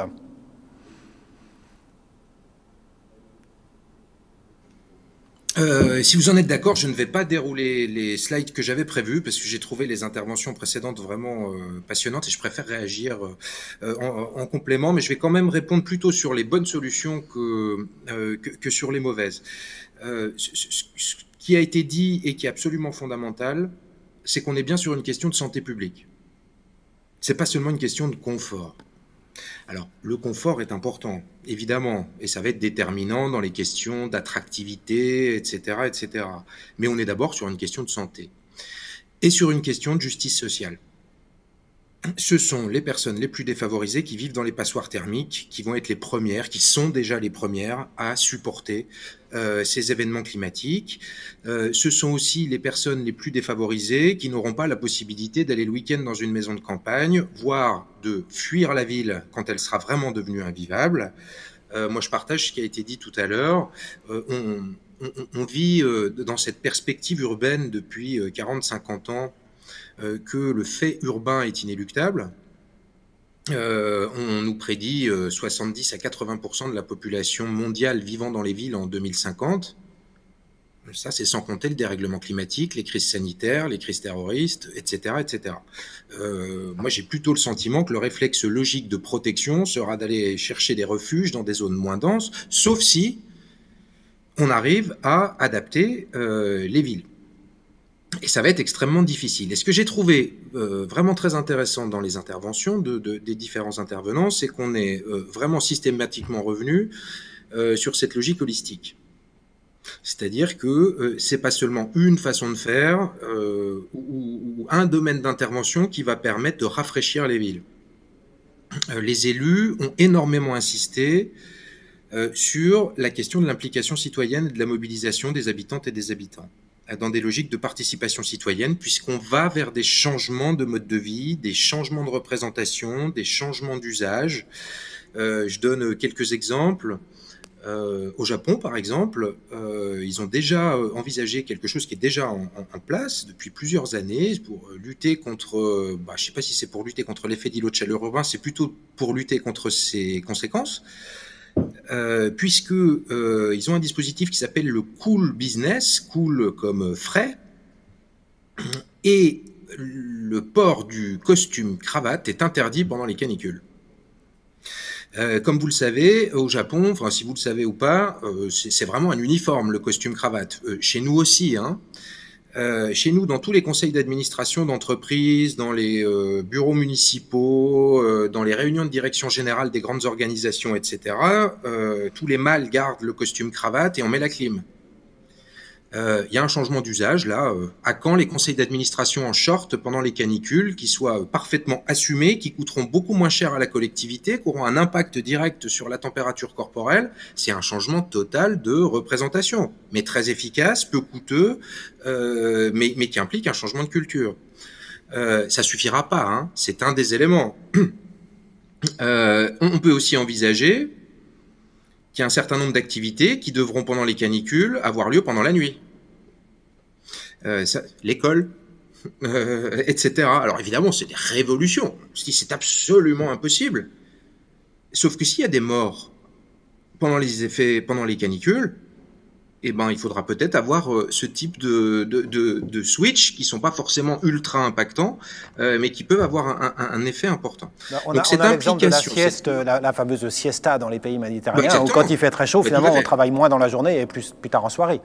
C'est un très bon exemple. Je reprends ma grille de lecture de tout à l'heure. Les gens, les infrastructures, la gouvernance. Je viens de parler des habitantes et des habitants. Sur les infrastructures, je ne vais pas redire tout ce qui a été très bien dit par les intervenants précédents sur les solutions. C'est un panel de solutions, la végétation, l'eau, les matériaux, les couloirs de vent, la morphologie urbaine qui doit évoluer, etc.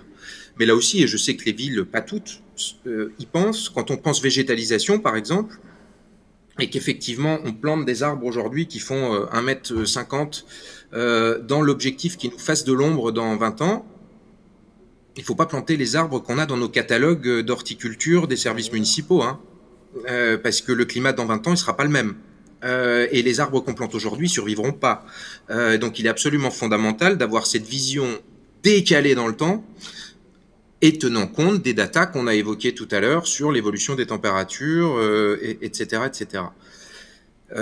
Donc la question de la morphologie urbaine, des infrastructures est absolument centrale. Mais je veux aussi dire un mot sur la question de la gouvernance, qui, elle aussi, doit forcément évoluer pour rendre ces solutions plus systémiques possibles. Et je vais donner encore un exemple qui est une action très concrète et opérationnelle qui a été développée par plusieurs villes ou collectivités en France depuis quelques années et qui vise à utiliser cette infrastructure existante qui est présente partout et qui s'appelle la cour d'école.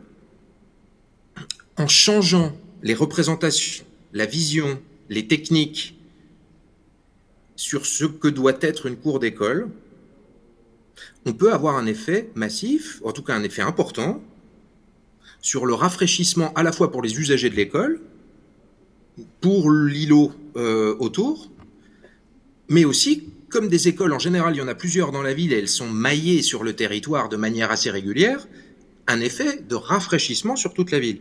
À Paris, par exemple, les cours d'école et de collège, ça représente 70 hectares de surface bitumée, participant massivement de l'effet d'îlot de chaleur, n'étant pas du tout aidant pour la gestion des eaux pluviales parce que c'est imperméable, etc., etc. Et donc, ayant été amené personnellement à travailler sur ce type de sujet dans le passé, je veux rappeler cette question de gouvernance. Quand vous arrivez dans une communauté scolaire aujourd'hui, enfin aujourd'hui c'est peut-être un peu différent, mais en tout cas à l'époque, 100% des parties prenantes sont juste opposées au projet. Tout le monde pour une bonne raison. Le prof de sport veut pas qu'on change le revêtement parce que il faut qu'on puisse jouer au foot et courir et que si jamais c'est de la pleine terre, ça va pas être facile, on pourra plus jouer au ballon. Les parents ne veulent pas de pleine terre parce que ça salit les habits. Voire ne veulent pas de revêtement béton innovant, drainant, etc. parce que ça fait un peu plus mal aux genoux. Les représentants de la direction des espaces verts sont pas très favorables au fait qu'on multiplie les mètres carrés d'espace à entretenir dans l'école parce qu'il n'y aura pas forcément les moyens supplémentaires derrière. Planter des arbres, ça fait des feuilles mortes. Qui ramasse les feuilles? C'est dans la fiche de poste de qui de ramasser les feuilles, etc., etc. Et sur chaque sujet d'adaptation, il faut bien avoir conscience qu'on bouleverse, qu'on bouscule des représentations, des fonctionnements qui étaient jugés normaux. Et donc, je reviens à je reboucle la boucle avec le premier sujet qui est celui de la mobilisation des parties prenantes, des habitantes et des habitants en particulier.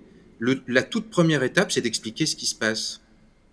Ce ne sont pas les médias aujourd'hui qui nous parlent du dérèglement climatique et de la réalité de ce qui nous arrive dans la figure. Il y a eu plein d'études qui ont montré que le sujet est sous-abordé dans la quasi-totalité des médias, etc., alors que c'est absolument massif. Donc en fait, on a les habitantes et les habitants sont beaucoup plus abreuvés d'informations télévisées sur les SUV et les besoins et de consommer davantage que sur la réalité de l'Anthropocène et du fait qu'on parle plus du tout des générations futures, mais des générations actuelles par rapport aux différents enjeux.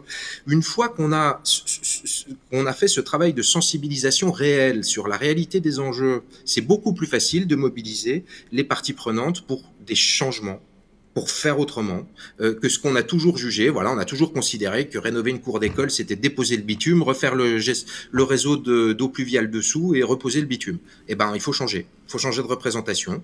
Mais par exemple, si je reprends la cour d'école, en termes de gouvernance municipale, par exemple, dans une collectivité, ben avant, vous aviez deux directions qui étaient concernées. Celle qui s'occupe des écoles, celle qui s'occupe de la voirie, quoi, grosso modo, ou des travaux sur le patrimoine. Quand vous considérez que ça va servir pour le lien social, pour la récupération d'eau de pluie, etc., vous avez de multiples directions qui sont concernées. Du coup, on leur prend chacune un budget pour le budget de la cour d'école ou c'est la direction de l'éducation qui doit financer la totalité du budget. Ça paraît anecdotique, c'est en fait absolument central sur cette évolution nécessaire, y compris de la gouvernance de nos collectivités et de nos services publics qui fonctionnent extrêmement en silo. Hein, vous savez, d'un côté l'environnement, de l'autre les transports. Ça, c'est la culture de l'administration française. Et c'est un frein important au développement de ces logiques transversales et systémiques qui ont été évoquées tout à l'heure. Et puis donc pour terminer, tous les intervenants et intervenantes l'ont évoqué. Si on est amené à faire des travaux et donc dépenser du carbone, hein, chaque fois qu'on fait des travaux, même pour la bonne cause, on rejette un surplus de carbone par rapport au fait qu'on fasse pas de travaux, hein, consommer de l'énergie, des ressources, etc. Eh ben, il ne faut pas le faire que pour l'îlot de chaleur. Il faut qu'en même temps, ça règle tout un tas d'autres sujets qui sont liés à la récupération des eaux pluviales, au plan biodiversité, aux questions sociales, aux refuges pour les personnes âgées pendant les canicules et donc aux logiques CCAS, etc., etc. C'est le même argent qui va servir pour plusieurs politiques publiques qui vont être servies. C'est vraiment ces logiques d'efficience de ce paradigme systémique de la résilience territoriale. Merci Sébastien Maire. Ce sera, je pense, la dernière intervention. Vous avez abordé la question systémique. Alors, on en a tous plus ou moins parlé. Systémique par rapport aux thématiques qu'on prend en compte, systémique par rapport au système dans lequel on fonctionne, et y compris au système financier et le portage des investissements. Lisa Bellouko, je vous redonne la parole, puisque Sébastien Maire a commencé à parler des acteurs qui interviennent. On a parlé des élus, on a parlé des habitants, on a parlé des services. Il y a aussi un autre acteur sur lequel les pouvoirs publics et les élus municipaux ou intercommunaux ont, entre guillemets, je vais dire la main, ou en tout cas des relations privilégiées, ce sont les organismes parapublics. Comment vous travaillez sur cette question-là avec des gens qui travaillent aussi beaucoup sur l'aménagement, qui sont ou des bailleurs ou des SEM d'aménagement, ou c'est ce type d'organismes qui peut-être aussi font partie de ceux qu'il faut arriver à faire bouger sur la question pour ne plus rester dans les modes d'aménagement traditionnels? Bah oui, tout à fait. On est très impliqué avec nos acteurs. Nous, on a un bailleur local qui est assez puissant, et puis on a une SEM d'aménagement local. Donc la première chose, c'est que moi, en tant qu'élu à l'urbanisme, je suis présidente de la SEM et je suis au bureau du bailleur. Rien que ça permet de faire de la transversalité. Après, on les engage aussi avec nous dans nos logiques de formation, information, acculturation, où on les traite finalement comme si c'était des agents des collectivités. On essaye d'impulser la même logique d'acculturation dans ces structures. Et alors, il y a différents niveaux, hein. Ils partent pas de zéro, évidemment, puisque par exemple, on a un écoquartier qui est déjà en cours, qui est concédé, dont l'aménagement est concédé à notre SEM d'aménagement local, qui est dans l'expérimentation de l'ADEME, quartier E+C-. Donc nous, en arrivant, on a rehaussé les objectifs pour la deuxième tranche de ce quartier, avec notamment, évidemment, un volet adaptation important. Mais on voit bien que c'est une nouveauté pour l'aménageur, et donc c'est intéressant de se lancer dans des démarches comme ça d'expérimentation où on peut être accompagné par l'ADEME, on est d'ailleurs accompagné par Indigo aussi, et ça permet, en menant ensemble des opérations et en prenant le temps de l'ingénierie, en prenant le temps de la conception, en prenant le temps d'aller voir ailleurs ce qui se fait et tout, on se forme tous ensemble. SEM, bailleur qui va installer des logements dans cet écoquartier, et puis nous-mêmes élus, ça nous permet aussi de faire de la transversalité, parce que quand on construit un quartier, il y a tout un tas d'élus qui interviennent, donc on fait du partage d'expérience aussi entre élus. Donc c'est le concret, il y a la formation et puis il y a la mise en œuvre concrète qui permet vraiment de mettre en œuvre la transversalité. Après, pour parler vraiment de l'implication de tous les acteurs, c'est vrai que c'est très intéressant de le faire du point de vue de l'entrée urbanisme, parce qu'on a la SEM qui nous accompagne, et puis on a tous les promoteurs qui interviennent sur le territoire et que moi je rencontre quasiment quotidiennement, et avec lesquels je travaille sur les sujets d'adaptation, sur la formation, sur les nouveaux métiers, sur l'intégration de matériaux biosourcés aux nouvelles constructions, sur l'intégration de la biodiversité, On fait des séminaires avec la Fédération française du bâtiment, par exemple, pour vraiment... On est toujours dans cette logique de faire du collectif, de créer du commun, de partager nos ambitions pour ensemble avancer. Et c'est vraiment... Nous, on pense vraiment que c'est comme ça qu'on va progresser et qu'il faut que tout le monde soit dans la démarche et que tout le monde avance ensemble. Sinon, on n'y arrivera pas. Et donc, Lisa, vous nous parliez effectivement aussi de la capacité d'intervenir, notamment en matière de rénovation urbaine. Oui, tout à fait. C'est un enjeu, comme le rappelait Sébastien Maire au tout début de cette table ronde, de construire bien et construire adapté au changement climatique, c'est important, mais c'est minoritaire en fait. Ce qui est majoritaire, c'est le bâti qui est déjà existant. Donc il faut absolument accentuer le travail sur ce sujet-là. Et nous, on a vraiment le souhait d'engager à la fois notre bailleur et notre SEM, puisque ce sont des outils assez puissants, pour travailler sur les sujets de rénovation, de réhabilitation du bâti. Et on réfléchit à des modes des montages économiques innovants et à des montages qui nous permettent vraiment de porter ces opérations-là qui aujourd'hui ne sont pas très courues par les promoteurs. Et pourtant, c'est essentiel. C'est justement avec ces outils parapublics qu'on va pouvoir innover et avancer sur ce type de sujet. Eh bien, je vous remercie toutes et tous. On a fait un bon débroussaillage de l'ensemble des thématiques et des leviers d'action sur cette question d'îlots de chaleur urbains. On voit, je dirais juste en une petite minute de conclusion, qu'il y a bien sûr un enjeu et des outils techniques qui existent, mais comme bien souvent, la technique n'est pas forcément limitante parce qu'aujourd'hui, on sait faire, on sait approcher ces éléments-là. Il reste surtout à pouvoir se les approprier, à avoir une volonté politique d'avancer sur cette question qui peut faire peur, la question de l'appropriation, mais finalement, on est dans une question d'acceptation du changement, et que ce soit pour un changement plus écologique, plus climato-compatible, ou un autre changement. Le problème, c'est de faire accepter le changement. Et puis, c'est aussi la capacité à impliquer l'ensemble des acteurs qui interviennent sur ces sujets-là et sur l'aménagement de la ville, si on parle vraiment de l'effet îlot de chaleur dans les zones les plus urbanisées. Et le plus dur reste devant nous. Merci beaucoup, encore une fois, à tous les 5, et puis à très bientôt. Merci. Merci. Au revoir, à bientôt. Merci, au revoir.